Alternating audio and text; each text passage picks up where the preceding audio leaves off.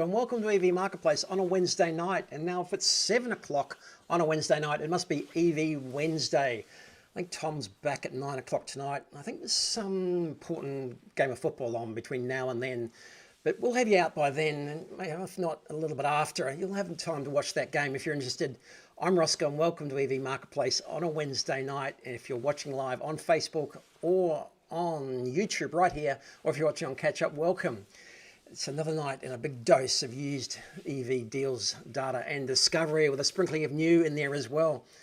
When we started it probably 6 months ago, and I might have been concerned that there wasn't enough information and news to fill this segment every week. Well, how wrong could I have been? There is so much more happening. And of course, this week we start with new car sales. We might have Stan on the line a bit later on. He's finishing his last leg in Perth. Almost finished his Zika big lap around Australia. Then, of course, we've got Sarah Aubrey. Who's joining us a bit later on. She's going to give us a wrap up of almost a year with a Kia EV3, but she's also been in the news lately as well. And she's going to let us know about some of the other cars she's driven in the last 6 or 8 months as well, and more recently. Exciting stuff, a lot happening. But of course, we start tonight with the big news, and we can't help ourselves. It's big news tonight. It is the new car sales figures. Wow, absolutely incredible. I haven't got my messages up at the moment, so that'll be interesting. Let me put my messages board up so I can see who's in. Joe's in. Mrs. Amazing's in. Thanks for joining me tonight. And Sam, I think, Joe, you caught up with Stan a couple of weeks ago. Unbelievable how quick it is. It's unbelievable how quick it is, the time going around. But we're celebrating tonight, of course, 23.4% new car sales figures. And we're going to go into that with Sarah a bit later tonight as well. But, well, we're still celebrating, even though it came out on Thursday and Friday. First of all, with figures from the Electric Vehicle Council, reporting Polestar and Tesla. Then, of course, VFACTS, through the Federal Chamber of the FCA and VFACTS.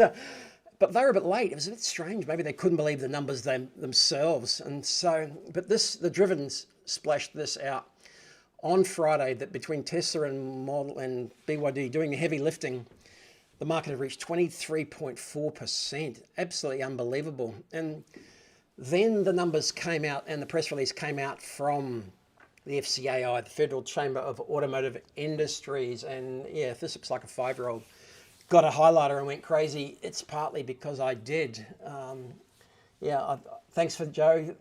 Plenty of catch-ups from Stan on Facebook as well. It's an incredible voyage. He's back in Perth. And I think he's a bit sad he's heading home in the next week or so. But this was the press release from the Federal Chamber of Automotive Industries, and that 23.3% total car sales for the month of June were pure electric cars, and that's up.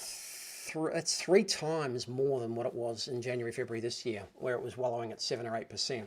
So, yeah, if we thought it might have been a spike, or if we thought it might have been a tipping point, maybe they've admitted it themselves. Tony Webber, the FCAI chief executive, suggesting it's a paradigm shift, maybe a permanent structural shift, a significant turning point. Maybe they're convinced. It's taken them a while on the new car side to actually believe that this is going to be possible, but maybe they are convinced now. I don't know. Let's find out. Absolutely amazing when you think about it. Bear in mind too, it was the strongest month for EV sales, the strongest month for new car sales ever in Australia. I think close to 131,000 cars. And then you add in that VFACTS were counting, then you add in the cars from Electric Vehicle Council, which is the Polestars and the Teslas who don't report to VFACTS. And that's another 7 or 8,000. And that's how you get to 140,058. So that is an amazing figure. There's no doubt about that. That is a record month, way up from the previous couple of months. I haven't got the data in front of me, but yeah, 7% higher than the same month last year. June's always a big month. End of quarter, end of financial year, people trying to get deals through for all sorts of reasons. And look, yeah, amazing that it was such a big month. So that makes it even more important that although it was 20% in the month of May, EV penetration out of the total car sales, now it's up to 23.4%, a record in new EV sales, but also a bigger percentage of a bigger number. So that meant that it was close to just over 30,000 new EVs sold in the month of June. So absolutely incredible. We were wallowing around 7 or 8,000, half of which were going through in novated leases in January, Feb. So yeah, maybe it is a structural change. G'day. How you doing? We're just going through the sales figures. We're still relishing in them, reveling in them. I can't believe it myself.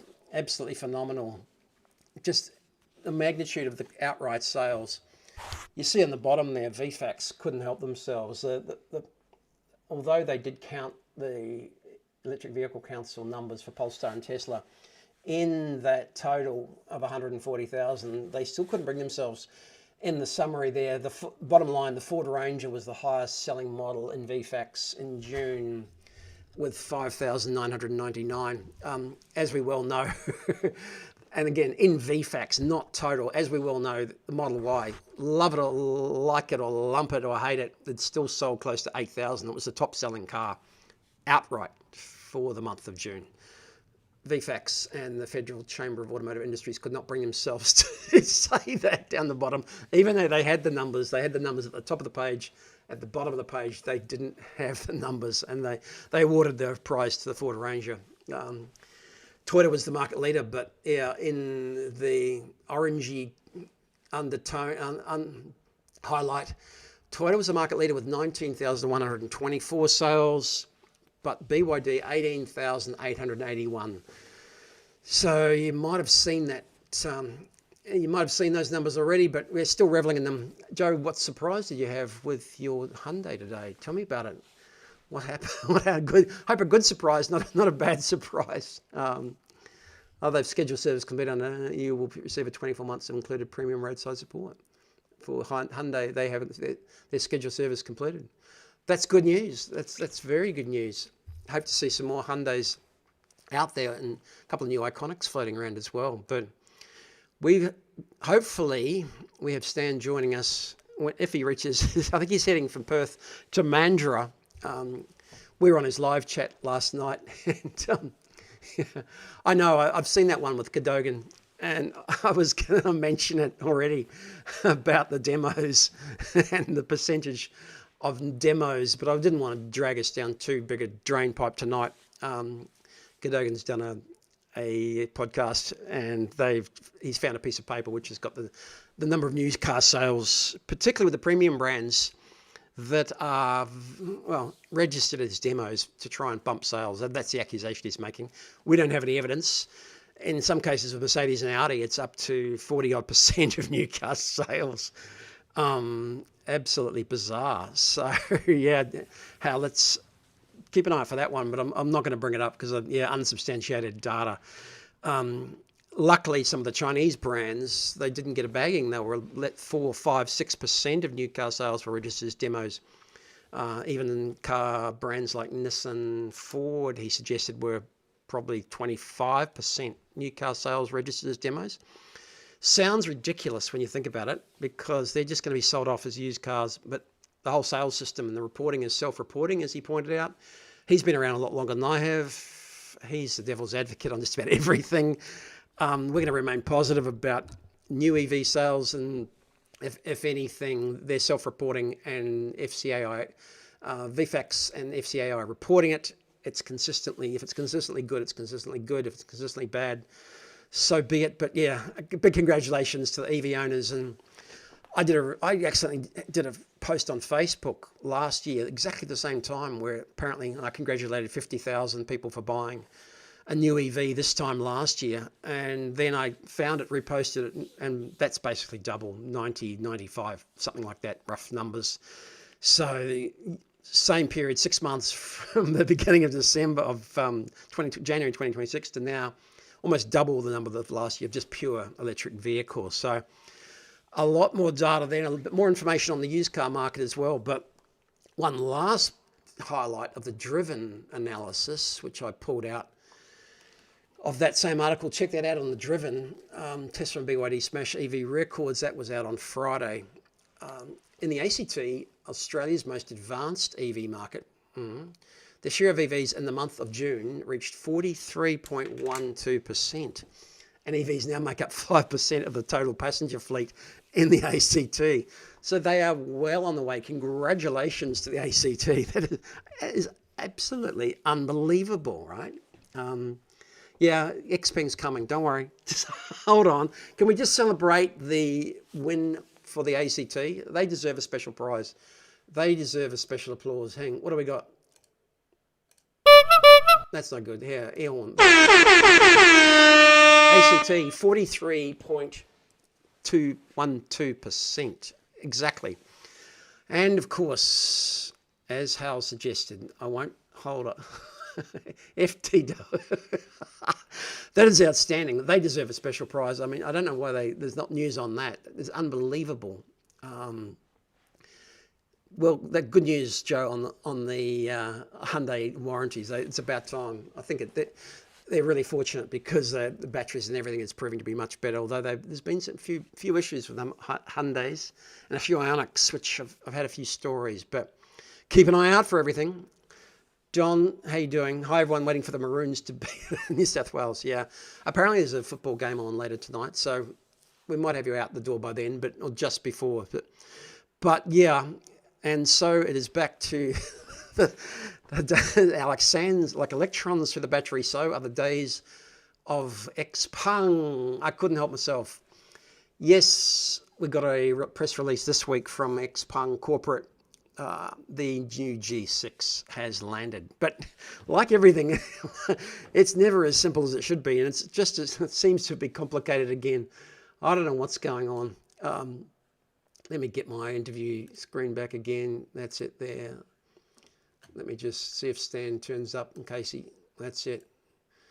In case we don't miss Stan later on. That's it. Here he comes. A good man. He's waiting for us now. Here we go. All right. Stan, we're just talking about Xpeng now. Stand by. I've got him muted on the other end. He's not far away, so we won't. But let's just talk about Xpeng for one moment. Xpeng Corporate have taken over. They've officially done the stuff, right? I hope you can still hear me.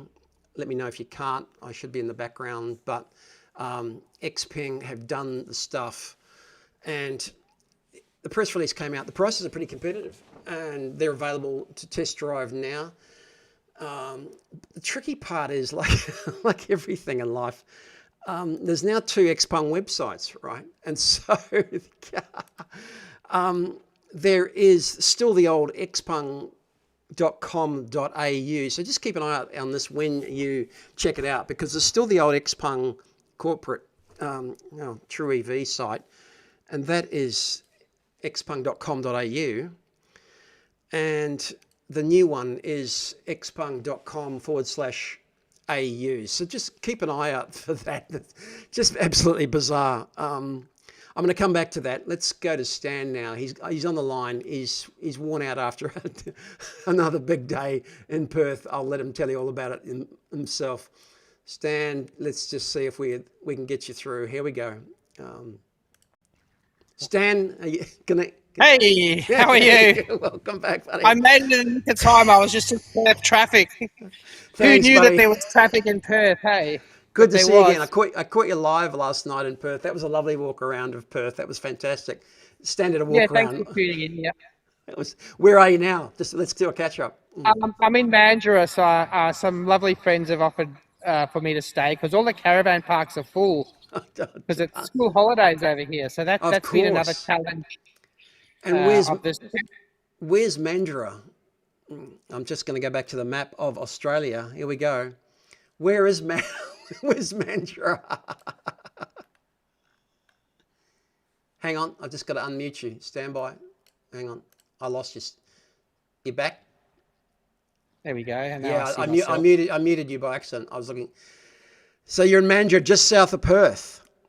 Yeah, it used to be like a separate little town, but now it's all kind of joined up together.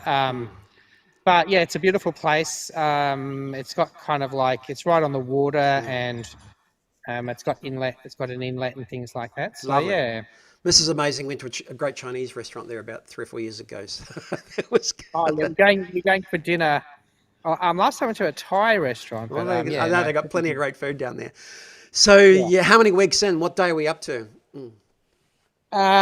Today is day 29. Um, so coming up to a month, and I've really only got a week left to get back to work. So I've got the big map um, up. I know it's a big country, and it just seems to have gone so quickly. But you've been on the road now for 4 weeks, right? yeah, basically, yeah, since the 10th of Wow. June. So yeah, 29 days, and I think I've just clocked over. What's 18,000 minus 6,000? So yeah, 13,000 Ks.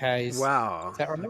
Yeah. And just a quick update So on the Zika 7X. Again, Stan's got support from Zika, but he's all on his own basically. So what's the latest update on the car itself?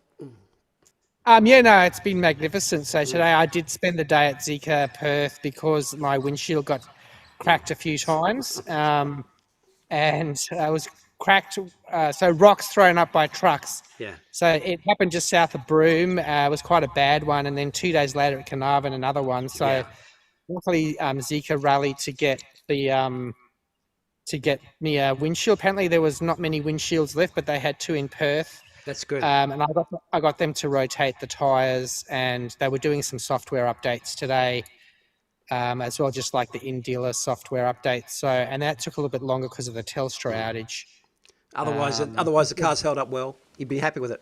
Oh yeah, it's been magnificent, and yeah, the trip's been stunning. You've seen some Yeah. stunning places, seen What's some the, stunning what, sunsets. have you been on any roads that have been unlimited speed? So the Northern Territory has 130 Oh, Ks, okay. but most of the locals seem to do about 150. They're And they're used to the doing it other. in like in Hiluxes and Land Cruisers, and the Zika's equipped for speed.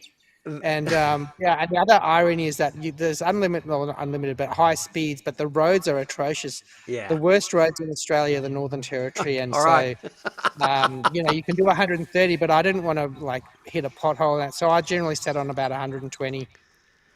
And then you Um, and then you came across through Kununurra and then down through there through Halls Creek through that way across Yeah, so to Broome. that's always the challenging area because Yeah. unfortunately the chargers are smashed in those towns. So Okay. there's one solar powered one halfway between the two towns that's kind of clutch, and it's always a good one. It Yeah. always delivers. And then I just hypermiled that section, so went about 90 k's an hour, and I arrived at that middle charger with 30%, and then I just charged to 70%. And went the extra 100 k's to Fitzroy Crossing, Yeah. and stayed in the Fitzroy Lodge caravan park and charged overnight back to close to 100, I think 90 or something Yeah. like that. And then it's not far to across the WA border to Kununurra. Yeah. And then you pretty much Joe's on the line tonight, but hypermiling is when you try and keep that optimal speed just without burning too much electricity, but going fast enough to keep it at maximum efficiency. Is that my yeah, definition? Okay. basically, yeah, basically. So it's about 90 k's is the simple way of looking at it. 90 kilometers an hour. I mean, if I went, there were certain sections where I cut across Cape York. I Yeah. went down to 80, 85, and then I was getting about 16, 17 kilowatt hours per 100, which is amazing. So That is good. Yeah. if I do 80 or 85 k's, I could probably get close to 600 kilometers out of Yeah. the Zeeker's 94 usable battery. So That's impressive. That's just by great. going slightly slower, you really are. Yeah. Makes a huge difference, basically. It's For great to sure. see that. Yeah, it's great to see the real world example where it's actually you're out on the highway doing high Ks in the country, and getting that efficiency. Still, I get 14, 15 around the city with a lot of regen. So yeah, that's outstanding. So really good. And then down the coast, pretty good run down the coast. Karratha, Port Hedland, Karratha. Yeah, other than the rock chips, Yeah, and yeah, okay. also the fact that it's so busy at the moment. And in WA, everyone kind of heads north this time of Yeah. year because it's up to the tropics. Yeah. And just a constant stream of caravans and boats going up the road. And I couldn't get any accommodation in either Broome or Karratha, so I spent the night at a truck stop. Okay. Yeah. And then the other night at Sandfire Roadhouse, which is a really nice spot. But yeah, I'm encountering that now here down this way as well. So um, I'm going all the way. I've been determined to actually follow the coastline. So Yeah. I'm going to go to Bunbury. I'm going to do a collaboration with Brandy, and then I'm going to go to Albany and to Esperance. But all the caravan parks are full, so Yeah. I think I'm just going to have to find some sneaky. They have like these 24-hour spots where you can pull over, Yeah. basically. So So I'm just going to do that. you're going to carry on south all the way down Pemberton, Denmark, Albany, and come back around that way. Yeah. Esperance, Yeah, Esperance, and then Esperance, you turn north, and then you go up Norseman. to Norseman. And the good news is the charges at Norseman and Balladoni have just been fixed in the last couple of days. Okay, great. So Yeah. they fixed them just for me, I reckon. What other? I mean, we've touched on a few things. What other challenges have you had, and what have been the best parts? I mean, just seeing the country unfold. One thing that's really amazing is when you get south of Carnarvon, um, you go basically from desert to farmland in an instant, and just seeing that contrasting landscape. And then I pulled up to Point Denison, which is a really beautiful spot. There was a beautiful sunset, had fish and chips, and I really felt like then I'd kind of conquered it. We still got the Nullarbor to do, but like all the hard parts are over now. So, and it's actually a bit sad. I really just want to keep going. I think. I know, call a boss and say just keep going again. So. I know it's going to be so weird just to be in the same place for more than one day, kind of thing. But I had a good time in Perth. We had about eight people show up there, and from all the AEVA people. That's and nice, yeah. And of those eight people, about six of them had done the lap themselves. So I think WA is the spot for long distance EV drivers. They're I know professionals. they head out and they just keep going. So hey, Stan, I won't keep you any longer. I know you got an appointment tonight. All right. Tree wants to say hi. Okay. Hi, Twig. The big hit There's a few fans. There's a few fans. Oh, look at her. She's beautiful. She's been enjoying herself. I know. Yeah, no, she loves being on the road. So the weather looks spectacular. Cool, Rosco. Yeah, it's beautiful here. You can see the sunset, and I pulled over at like a soccer field. Okay. So thanks, Stan. Good to see you. And we'll catch up in a couple of weeks, and we'll go through. We'll get some photos out, and we'll do a photo night. We'll do a post trip rundown. I'll give you all the stats and everything. So. Yeah, thanks a lot. Everyone says hello. Thanks, Stan. Cheers. All right, no worries. Talk soon. That was Stan. Just caught him in Perth, heading down south, going the long way around. And I can't believe he's been on the road for 4 weeks and a week to go. That's how quickly life's been going. Unbelievable. Back to the Zika 7. Back to from the Zika to the Xpeng. I would just keep an eye out for this one because this still the Zika. Still the Xpeng Australian X True EV site is still up. The G6 is there, available to order. But yes, keep an eye out that you're not on xpeng.com.au. Build My Xpeng. There's that new purple colour. There's a few changes. It's been out for a while. It's been available in New Zealand. Pricing pretty competitive though. Pretty competitive indeed for a car. Base model long range, rear wheel drive standard range for 51.8 plus on roads. That's Model Y spec for 20 odd grand more. That is 18 odd more. That is very impressive. So they've got keen pricing, and of course you get an all-wheel drive performance up to 63. That's well below the Tesla. It's a bit tighter, a bit smarter. But yeah, look, they don't have that. Sadly, they don't have that beautiful orange colour, which we loved last time. Stellar purple, silver frost. They've gone a bit more conservative. But of course, you remember that orange colour. That was our good friend Theo, and he's got an Xpeng for sale at AmazingEV. So do not forget, you can still get that Xpeng orange car volcanic orange, I think it is, for sale. He's going to have to probably sharpen his price up at the moment because it's still 53,900. But they're not offering it anymore. Strangely enough, on the old Xpeng True EV site, there is a couple available, but Yeah, I think it's all fallen away. So Theo was our Turo host. He's got this one for sale. Keep an eye on that. No more orange ones. If you love that volcanic orange, it's still out. He's still working it on the Turo site, but yeah, I think he'd be happy to take somewhere closer to 50. He's moved on. He's just taken delivery of his new model YL. So yeah, keep an eye out for that one. Plenty of used cars coming through on Amazing EV, our very own used EV marketplace, which again, if you look in the coupon down below, there's a coupon to list for free. It's $29.95. The market is really picking up again. We're going to have a look at some sales figures from the used car side of things in just a couple of moments. But on another new car side, Don, good to see you. Good price for the Xpeng G6. Yeah, I think we'll see a lot more of them out there. Again, just keep an eye out between the True EV site, xpeng.com.au, and the xpeng.com/au. Bit extra for a stellar purple. Not for me. So it'll be whites and silvers again. But yeah, that's a good price. Good car, 800 volts. Yeah, a lot of car for that money now, compared to the Model Y, which is going gangbusters. You're doing shoes as well? Yeah, I might actually, Hal. I've got a shoe brand. You can tell by my viewing history what the sidebar ads are at any given time. I'm quite liking those. Echo, they're my shoe of choice at the moment. If anyone's looking to, everyone watching from Echo, I'm happy to sponsor. I'm wearing them right now, and I find them very comfortable. So thanks for asking. That's my sidebar advertising, which I earn nothing from, but there it is. So yeah, I can do shoes if asked. This BYD Atto 3, BYD Atto 3s have just cracked 30 grand again. They were optimistically 35, but there's just too much competition there.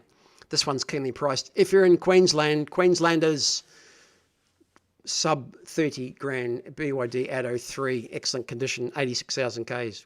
That's a nice car. Yeah, there's a lot of pressure in that 30 grand mark, but that's where we expect the sweet spot to be for used EVs, like used cars, 25 to 35. Tesla Model Y, good pricing. There's a lot of Tesla Model Ys, X's, so keep an eye out. Plenty there still. You might not have seen this one, and we were on our way to Polestar to drop off Dan Caesar last week, you might recall. And he suggested there might have been a couple of new ones pairing at the show. And so maybe he was talking about this one, the Polestar 4 SUV. What do you think of that, guys? Darren, good to see you. Wait for Mono L. I know, I saw that, the L03. Not as big a fan of that one, Darren. Shape's a bit not quite here, not quite there. I like that Mona. We saw that Mona. And that Mona is still sitting in the showroom at Mascot on the top floor. The old AMG showroom has been the Xpeng showroom for a couple of years. That Mona's still sitting up there. But yeah, I'm more of a fan of the Mona, original Mona, the sedan style, than that L03, which is sort of half and half. But yeah, Tom will be good to catch up with Tom and the guys later. They've just got back from China again on another big Xpeng trip with their self-driving. He'll have a lot of news from that as well. I think they'll be very keen to share that because, yeah, Riz was on that trip as well. This one, slightly camoed, but you can clearly see the silhouette of this. I think they've magically got away with putting a rear window back in this and not changing the sedan, soft-tail sedan, and this looks pretty funky. Hopefully well priced, hopefully not too crazy, but this is starting to look pretty cool. I like that shape and I like the rest of it, and I'm not keen on the rear window covered up, although I thought I would be on the Polestar 4. This looks pretty funky, and this, I reckon, is coming in at Everything Electric later on. Dan was hinting something like that. That's what I reckon is happening. So, but yeah, on the used car front, again, we'll push it along. I'm a little bit behind time, but hang in there because Sarah's chat, we recorded a couple of days ago, but half an hour, but some exciting stuff, and she's seen some cars, and she's been in the news. The used EV sales figures are very important to me and to the market and the way it's growing as well. I'm still getting a bit of data from AutoGrab, and thanks for your help, AutoGrab. I've got a little bit more than we had, not as much as we used to have. used EV sales for the first half of this year, just on used cars, was 1.95%, up from 1.5. So we're gradually creeping up. We're not quite at the 23% of new cars, but we're heading in the right direction. And I think this is about to take off. We are well positioned and getting well positioned for this market to take off. That still means around about 25,417 EVs were sold, used EVs were sold from dealers and from private sellers, including demos. And we won't start getting to that argument again. Yeah, I know the Atto 3, coming up to date, Atto 3 with superior tech. Yeah, looking forward to that update of the Atto 3. Still selling well new though, and still going really well in the second-hand market. Uber drivers are getting 100, 150 Ks out of them. No problem at all without any significant issues. Considering that came out and it was one of the first, we didn't know anything. Pretty old tech now. Curious inside, but yeah, we're going to do a bit more work on the Atto 3 on the used market shortly as well. But I'm excited about this number of 1.95 and heading in the right direction. 25,417 cars sold already. So we're on track for a 50,000 car used market. Bear in mind, that's the number to 1.3 million used cars under 15 years old sold in Australia. So long way to go for that revolution of EVs to filter right through the used market. So I'm so happy that we're getting stock from the front end. A little bit more detail there to give you an idea. Yeah, 16,000 same time last year, on track for about 30, 32, 35, 25,000 this year, up 54% from the same period last year. So I'm very happy about that. Without any further ado, there'll be more news on that. I'm very excited about that, and I'm thrilled that there's more foundation, there's more acceptance, more adoptance in used EVs. Love the new ones, but they're all coming on the used market now, and we're seeing all sorts from JQs to X6s to Xpeng G6s, all sorts coming onto the used market already. Polestar 4s, everything. Circumstances change, people change their mind, all sorts of things. Same reasons. No problems with the cars. Batteries are fine in most cases. So thrilled about that. Without further ado, let's kick off and let me share this fantastic chat I had with Sarah.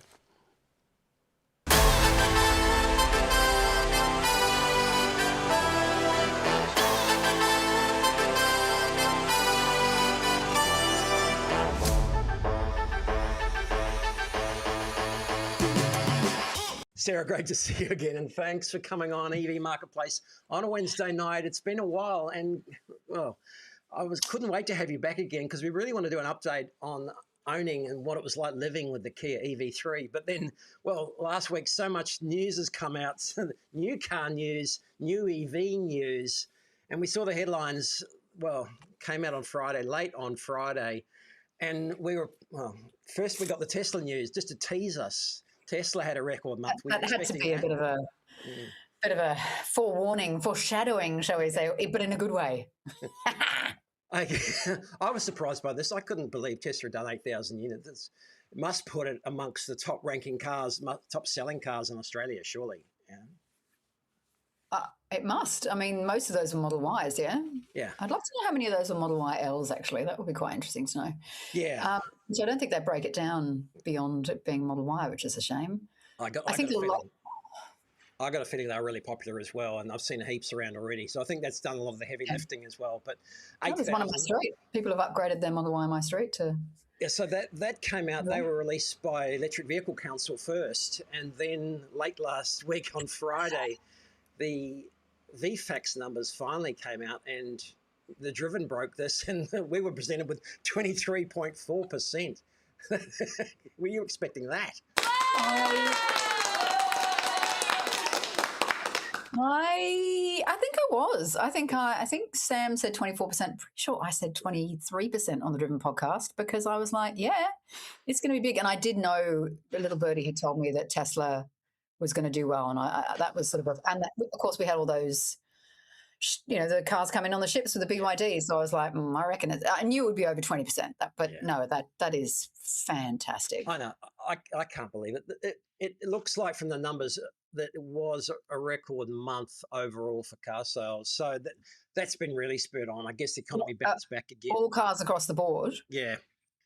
Looks really overall, yeah. So finally, we got the full details out from VFAX and the FCAI, Federal Chamber of Automotive Industries, who collect all these numbers. They don't collect the Tesla or the Polestar numbers. The Electric Vehicle Council collect those. But yeah, and overall a record month for. What is this end of financial year? Yeah, 131,000. There's a usual bump, and I think there'd been some pretty flat months previously across the board in petrol cars because of the Gulf, well, not the Gulf, the whatever war we're up to now. So yeah, that'd be a real bounce back as well. But yeah, 23% of those, and we must be getting close to 30,000 cars. I haven't. That is the most positive I've ever heard the FCAI talk about electric cars, and it's the first time I've ever seen them not mention, oh, but the charging network needs to improve in the same sentence as electric cars. And like, that's pretty extraordinary. What does he say? Is likely to represent a significant turning point for the Australian automotive industry. So it's maybe not a niche thing anymore. Who would have thought? Who would have thought? Even they had to admit that it's up 3 times from what it was in just 6 months ago, from 8.4%. So if threefold increase. So I'm reading here, Toyota was the market leader in June, still only 19,124 sales. That's still well down on their sales then. They're still just, and BYD coming second with 16,800. What? Yeah. What was that? 16 or 18? I can't read that. They're talking. It's a tiny font. I can't read that properly.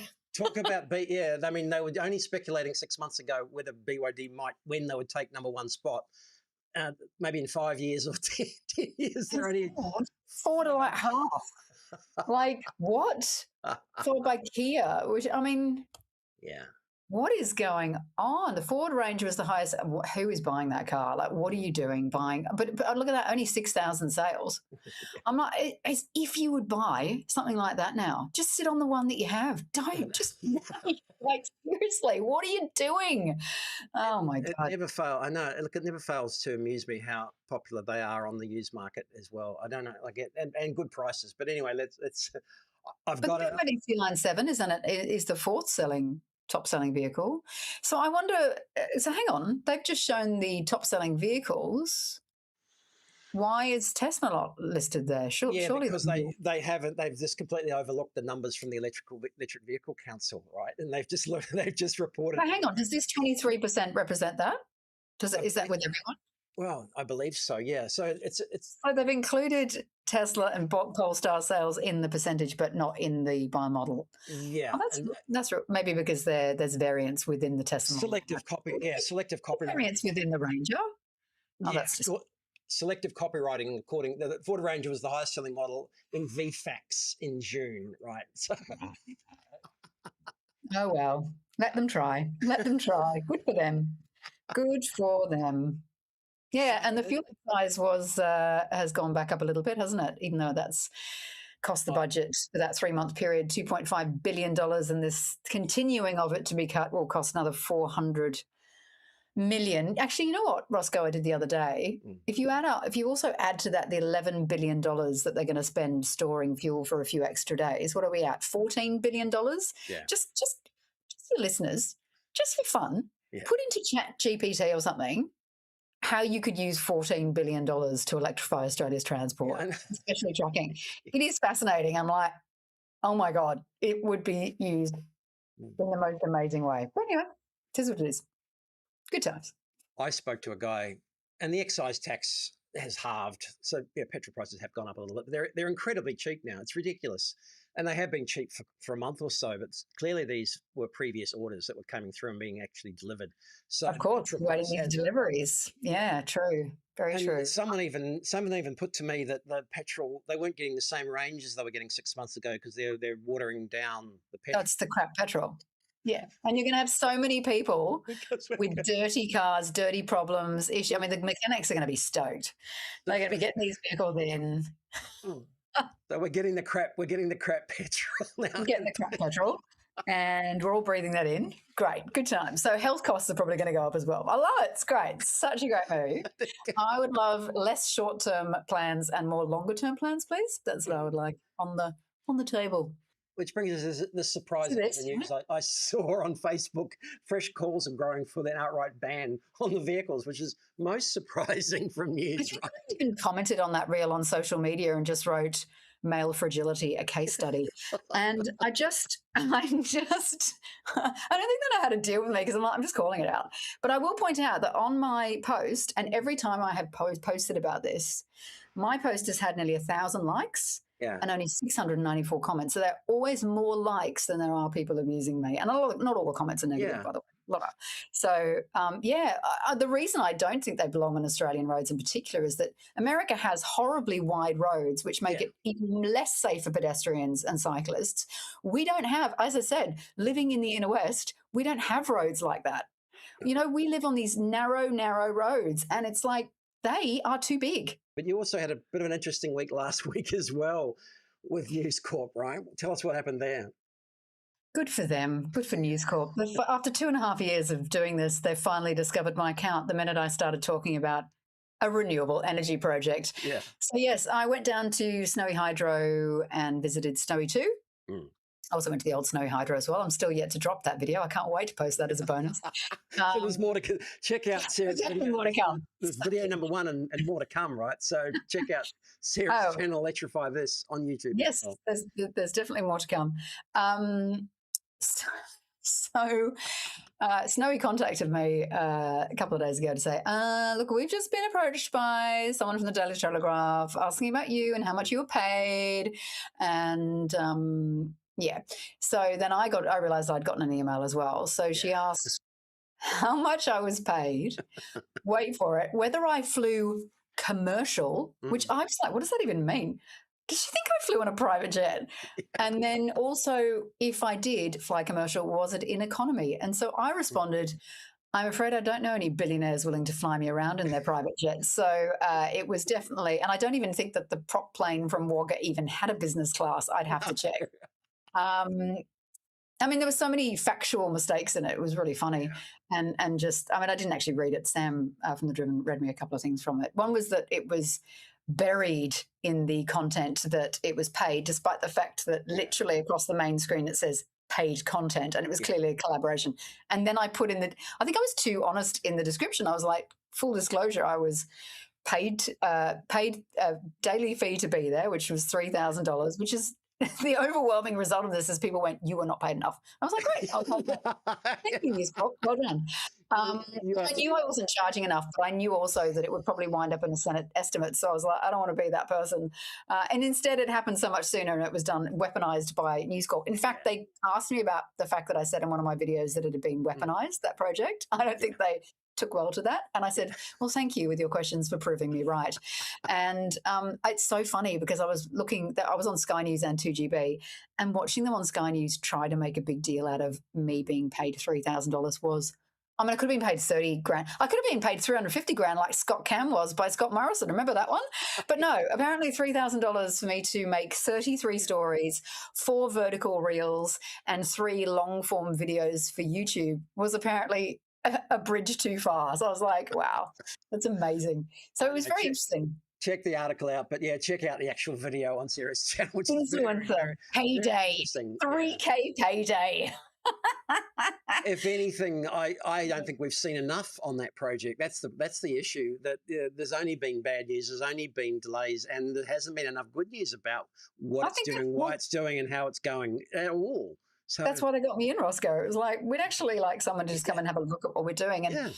And the reason that they got someone in like me who is not an engineer, I'm not it's like getting I am a member of the general public coming in and looking at it, and they wanted to get my perspective. And the thing that I took away from it and that I really did try to convey, which is obviously given News Corp the shits, because their entire narrative is to be negative about the project, right? Over and over.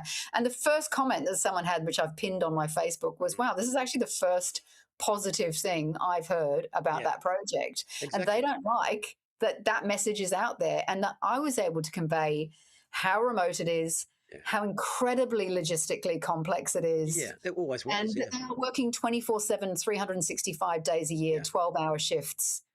I mean, it is unbelievably huge and complex. Yeah. So check that out because it is a fantastic project, and I can't wait till that comes on stream as well. But then I saw your shout out on LinkedIn that piqued your interest in those sorts of projects, and you put together a list, a veritable bucket list of things that you'd like to go and see as well. So what else is on your list?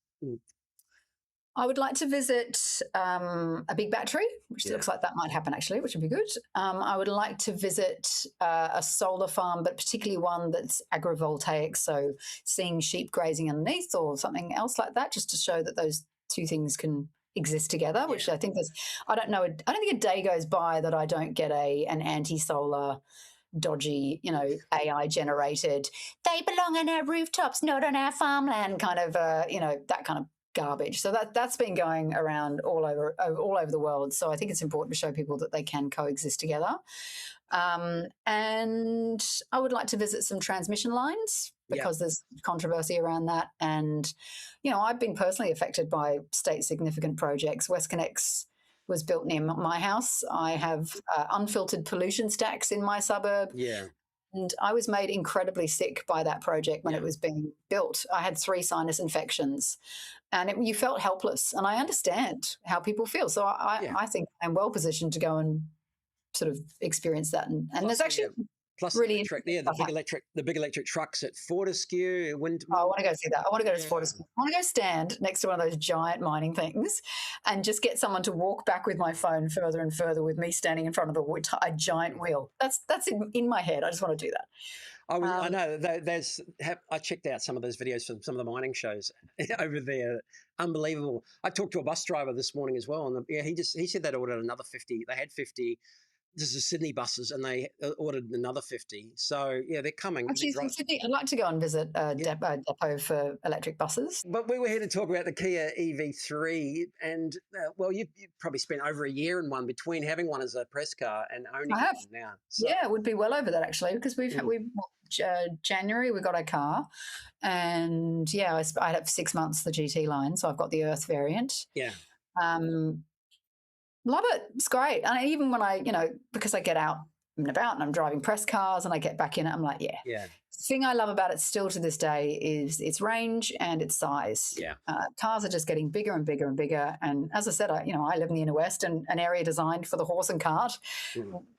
On-street parking is the majority of what happens here, and the bigger and bigger cars get, the less and less on-street parking we're going to have. So I thought I would not contribute to that and get a car that was only 4.3 metres long. And just remind everyone which model you bought again. So I have the Kia EV3 Earth. Yeah. It has the little pop of orange, which actually apparently they've deleted now in their upcoming vehicles. So I'm like, my car's even less little. It's going to be rare. It'll be rare on the second hand. Well, it will be rare. And I can't believe they've done that, because I think it's the best thing about the car. So it brings me great joy all the time just seeing that little bing of orange. It's just great. It's joyful. And that one was they had the long range. What size battery was in that one? So, what is it? It's like 71 kilowatt hours or something like that. Actually, my car's charging right now. Okay. And it's a great app, Kia app. Got the Kia app. It's great. Got the car running the cable out to the street right now out the front with my Inner West Council footpath license. Car's at 55% because I drove to Newcastle and back, and I didn't charge. So we got back, left with 100%, got back with 39%, something like that. That's good. Really great. Yeah. Really good.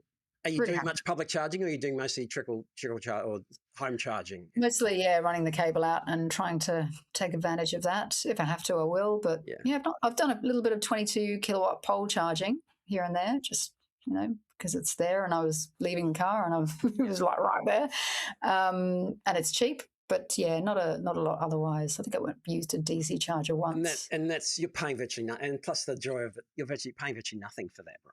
Well, right now on Amber, which is who I'm with, I will just tell people that I am.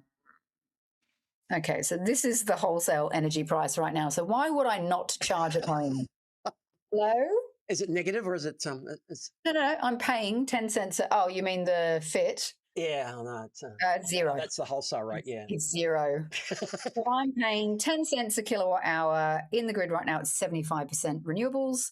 And I'm still generating a little bit of solar on top of that, but we've only got a very small solar array. Like we're generating 1.53, like we've got only 4.7. Not all the panels are facing the right way. So,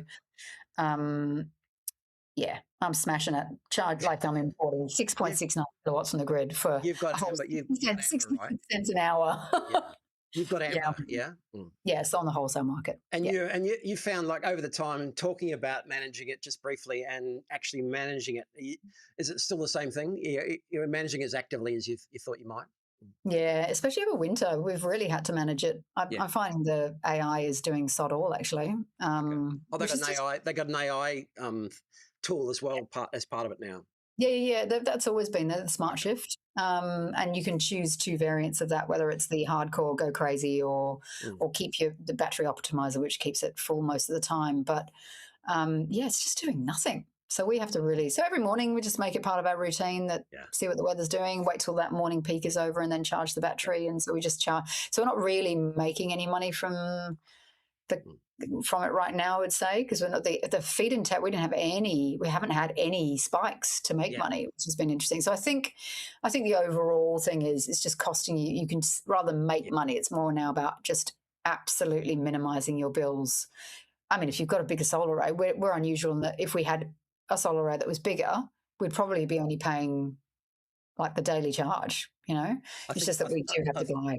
I think that, I mean, again, the headlines, that the supportive headlines that I've seen are that, the take-up of batteries has been so effective that it has smoothed out those peaks Bugger. in the evenings. Shut ourselves in the foot. But it means that people don't need to necessarily get such big batteries as well. It just means they can buy a battery that services their needs and basically soaks up all their solar, so you can use what you produce. Too successful. We'll just go back to the EV3 again. And are there any secret features? There's a few things I found on the Tesla. Like, it's taken me 6 months. Sometimes it took me over a year to find a couple of the features that I had no idea were there. Is there anything that surprised you, or little secret things that you found? Well, after I did my long-term review of the GT line, I discovered, because people told me in the comments that, you can't lift up the windscreen wipers, but you can actually put it into windscreen wiper mode and it comes up and then you can lift them up. So that was one thing.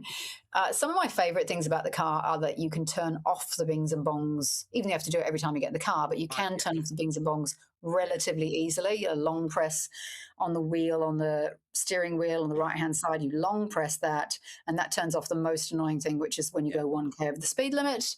And you can actually create another shortcut which will take you straight to the screen where you can turn off the driver monitor camera if you want to. I find the driver monitor camera works okay for me, but it was not working at my partner's place at all. This is super annoying. What else did we discover? What about dog friendly? We're always curious to expand out. I mean, it's not a big car, so I mean, Bindi has a little basket, a raised basket, because she's a little anxious dog, so she sits up on that. She's happier. I've noticed that the seat sits quite far back to her. There's not a huge amount of space there. I do worry that if we had a crash, there's not a lot of room. But she's straight. She's tied, like she's clipped in. But we went away recently down to Culburra Beach, and filled the boot of the car, no problem. Didn't have to put any seats down or anything. Like, everything was. It's such a great shape, that car, because it's so boxy at the back there.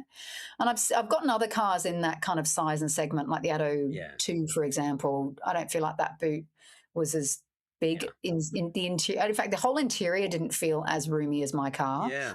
The JQ-J5 was very roomy. I'd put that on the same. They're similar lengths, so I'd put them on the same footing. And you could almost buy 2 of those for what I paid for my car, which is so wildly overpriced. My car. They don't need any more promotion. They're doing well enough. They do not. 38,000 drive away. They're doing well enough as well. I think it's 37,000 drive. I think it's 36,990. It's just so cheap. Amazing, but no app. I mean, because I'm charging the car outside. I like having the app so I can keep an eye on what's going on. It lives outside. It doesn't live in a garage. So no, we got a ceramic clean. Is it easy to keep clean? Yeah. Particularly since I've never been someone who's really into ceramic coating, but we got it done on that car, and it is amazing. Like, you can just hose it off, and so I would highly recommend doing that if you have a car that lives outside. Yeah. Yeah. And it's ideal for what sort of families, what sort of people do you think? Just give, for anyone who's looking at an EV3. We all drove around in cars 15 years ago that were that size, and Yeah. these are newer in size and that. So I actually think it would do a family fine, but everyone's got, because of the heavy marketing of mid to large SUVs, I feel like people are so, I mean, prams are bigger now, to be fair. I get that. But you can still buy a car that size and have it as your family vehicle. Certainly a couple with a dog or one child would be fine. But I mean, I honestly think it would suit a family. Yeah. It is so like it is surprisingly roomy inside. I'd love to see people driving more cars that size. And actually, the sales of the JQ J5, just to bring it back to that, has been extremely popular. And I think I know plenty of families that are buying that as their vehicle. It's actually quite liberating driving something so small, parking it in shopping centres and not stressing about driving around trying to find a parking spot big enough for your car that's nearly 5 metres long. It's like, Yeah. And you sit up quite high in the EV3, aren't you? You got quite an upright driving position, yeah. Yeah, it's a crossover, so it's not a full blown SUV. Yeah, it's a crossover. Not like your favourite Model 3. Yeah, not like. I got onto that again the other. I got into one someone was in, and I hit my head again as I got in. I was like, I don't care that I hit my head. Don't care. I'll never care. But you're an unabashed fan of small EVs, and I am. What have you driven? Have you driven something like the Ion UT? Ion UT, yes, I drove that. I went to the launch, so I did quite a bit of driving of that, highway, city and country roads. I mean, it's actually a very comfortable car. And I drove the MG4 Urban as well about a week later. The ride quality is great, a little bit soft, like on those crappy country roads with a crappy edge, it's a bit bouncy. But around the city, fantastic, incredibly comfortable on the freeway. In fact, you feel like you're in a bigger car. It's really, really good. Quiet cabin, really lovely. Bings and bongs at you a lot. I really hope they bring out a software update just to calm that down a little bit. And the seatbelt alert kept going off actually, which is odd. But I know a couple of people have bought that car and they're really happy with it. They love it. And you could actually buy 2 of those cars for my car, which is really saying something, isn't it? About how overpriced my car is. It was the only downside to my car was the price. But in terms of what you get for your money, it's pretty amazing. And there's some other great ones out there, the Insta. I mean, it's just too expensive. I know Sam's got one, but I don't want to upset him too much. But not enough car for the money. And but he got his for like 29 grand, so I think he was pretty happy with that. It was like a demo model, and then they went up again. And he was like, "Yeah, great." Tops. Yeah, that's top dollar. I think it's a 25 grand car all day long. But especially the base model, which is wired Apple CarPlay and stuff like that. But I reckon that's a car to watch. I reckon that's going to become a bit of a cult car. I hope so. What else have you driven? I think there was another one that you really liked recently as well, which I heard about. The Trail Seeker. Yeah, I like the Trail Seeker. That was really good. And actually, to be honest, I've been really surprised by the viewership on my socials. I think my walk around's nearly 100,000 views, which is really high. And on YouTube, it's nearly 20,000 views. That's brilliant. There's been a lot I think there's a lot of Subaru Outback owners out there who would like to get an electric car, and that would be the car. It's called the e-Outback overseas. I drove the Solterra down to Canberra, which I'm really glad I did actually, because I had dropped off a different car and then got into that, and I was like, yeah, this is that's the new one. That's been updated as well, hasn't it? Yeah, exactly. It was good. I drove that and went, wow, this is actually so comfortable on the open road, and just a good, solid car. So, I drove the Trail Seeker. I even went soft-roading in it, and I've never gone soft-roading, so it was very fun. Went down a gravel, 45-degree angle down a gravel road, put X mode on, and it was like Spider-Man, just going down. It's more scary than it looks. You see it on TV and they're going up and down, but when you're in a car going down 40, it's a different story altogether. It was awesome. I was like, this is great. Where we went in that car down a fire trail kind of road, and it was a bit bumpy here and there.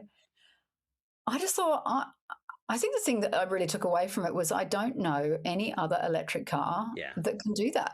Yeah. I was just like, All the Well, I mean, you know, they're all, because you got to remember all-wheel drive, so immediately where it's a much smaller pool of cars. And what have you got? The Zeekr 7X. you would never, you wouldn't. I mean, Tesla.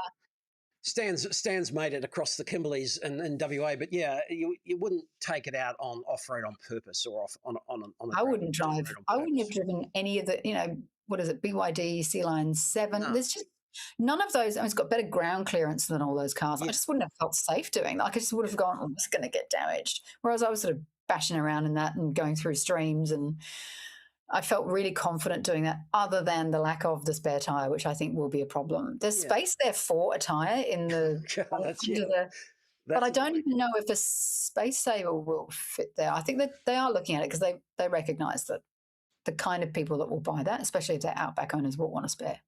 But it was it's incredibly capable, beautiful. I mean, I've never driven a Subaru other than the Solterra, and I understand now that it's a thing.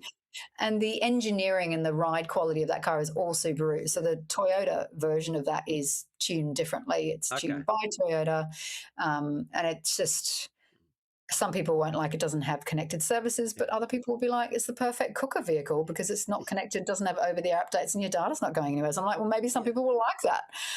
I just think it's a really capable, comfortable car for all of, long-distance driving, highway driving, as I said, like off-road, soft off-roading, camping, and city driving, comfortable all around. Did it have Vita barbecue or not? Unfortunately, so there's two variants. There's the base model all-wheel drive and then the touring all-wheel drive, which is $6,000 more. You only get vehicle to load in the top spec, and it's only 1.5 kilowatt output, Rosco, which is really frustrating. It's really frustrating because it's like, man, you can't even plug an induction stove or a kettle. It's like, that's a real kill. So I'd personally, I'd buy the base model and I would just get a battery, a portable battery, and take that as your camping. I'm really supportive of Subaru. I'd love to see them do well.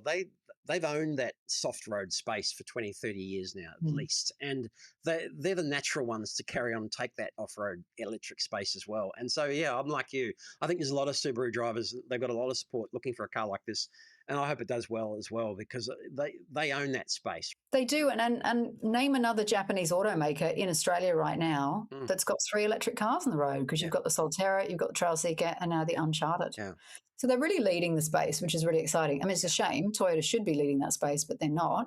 Oh, no. Subaru are doing it, which is great. American EV sales, and Toyota have got about 4 or 5 EVs out, and they're outselling Ford now. So they're quietly making inroads over there. But anyway. Well, why aren't they doing that here? They should be. And what a question to finish on, Sarah. What a question to finish on. Hopefully we'll see movement on that front soon. They're under threat from BYD. Maybe they'll get a wake-up call. But, hey, thanks for joining us again. That EV3 looks great, and I'd love it. I've seen it as well. We've had a couple of clients looking at buying one, selling other cars and buying that. Quite a few people have been messaging me as well saying they bought it, and they're all thrilled with it. I really love it. I think it's a great car. I actually love what Kia are doing as well. I just drove the EV3 as well, actually. The van, which is really impressive, and all the vehicles that are going to be coming out on that platform, which is going to be really fantastic. But Kia, in terms of legacy automakers, they're doing great stuff in that space, which is good to see as well. They're not paying me. Well, we've got Kia's here. Roland and I did some bit of work on some family wagons, and he's a former Carnival owner. So I think they've got a Carnival hybrid, but we just want to see something a bit more price sensitive in that Kia. Well, the Kia EV3 is coming. So what it will be priced at, but the passenger, I saw it at the launch, and it'll be here soon. So great. That's great. Hey, thanks, Sarah. Thanks for joining us. You can catch Sarah on her YouTube channel, Electrify This, including that Subaru Trailseeker video and the one about the Snowy, and more to come. So thanks, and we'll catch you next time, Sarah.